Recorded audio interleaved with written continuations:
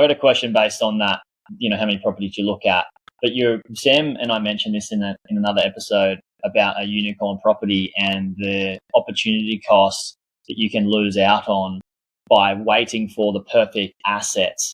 For too long, you could miss it versus just sticking with, like what you said, sticking with the basics and just buying something that's solid with minimal risk, get in earlier than trying to find the perfect ideal thing and miss out all the benefits of the compounding growth, however long you're out of the market. And then I wanted to ask, you mentioned, you might look at 10 and 9 of those 10, there'll be something not quite right about them. So how many do you look at in overall for a client? Do you look at like 20? Do you look at 30? Do you look at 9 before you get like the one that you typically acquire? I'll take a step back and kind of answer what you said before about looking for the unicorn property. Like, I'll use my personal example. So like, I found a cafe, a freestanding cafe with 10 car spots next to Ipswich Station in Brisbane. That was 430 grand. And I offered it to 3 different clients, one after the other, and they all said no to it. A lot of the no's were based on what I said about it. Because I said, oh, look, this is a bit higher risk. If you lose the tenant, it's probably going to be a year or two kind of exit. But it's got upside because there's 10 car spots, you're next to a train station, you can build up to 42 meters tall. So that client didn't like the vacancy. I think the other one from memory didn't like Ipswich. They were just like, oh, I don't want to buy Ipswich. It's a hole. No offense to anyone who lives in Ipswich. It's actually not a hole. It's quite a lovely spot. So they said no to it as well. When I talk about that one on like podcasts or on sales calls and stuff like that, people are like, oh yeah, get me something like that. But it's funny, in reality, they said no to it because of the risks. However, even though it's got all that, like it's done really well, it's kind of gone up like probably an extra 60% in value. I actually rent 10 of the car spots out to commuters, and that gives me an extra like $6,000 a year. It's got all these kind of cool things.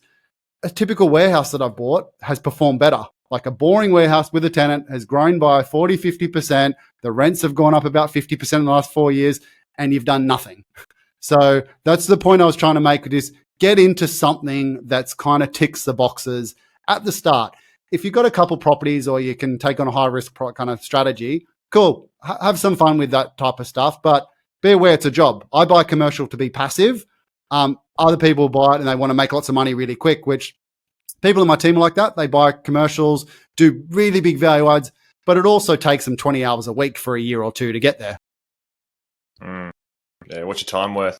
With your processes, right? Like, do you just go hunting for properties, and when because obviously you're buying established predominantly, and they just come up, they come to your awareness, and then you do that research? Is that sort of the way you go about it? Or when people come to you, do you really define like, all right, well, based on this conversation, you're looking for either retail or industrial, this is your yield, and then when it comes through, you present it? Or is there kind of like a way that you strategize the process?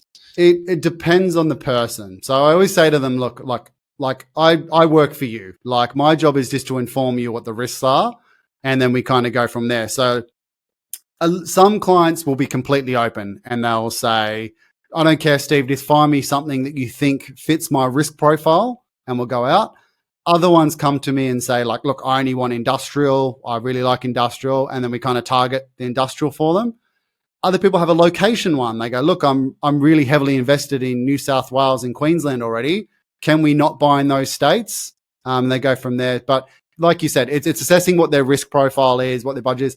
I'm really transparent. Even before they've signed up for my services, I'd tell them what I'm buying, where I'm buying, what yields I'm getting on the sales call, so they can at least kind of look and go, okay, that's what I'm going to get. And they might gravitate towards something. They might actually go, look, I'm okay with retail. Let's go there. Other ones say no. So it just depends on the person. It's ultimately, I get paid either way. And I know it sounds a bit weird, but my job, if I want to make money long term, the better they do, the quicker they come back for number 2, number 3, number 4. But it's their risk. So my job is just to present the data to them, so at least make an informed decision. I like it.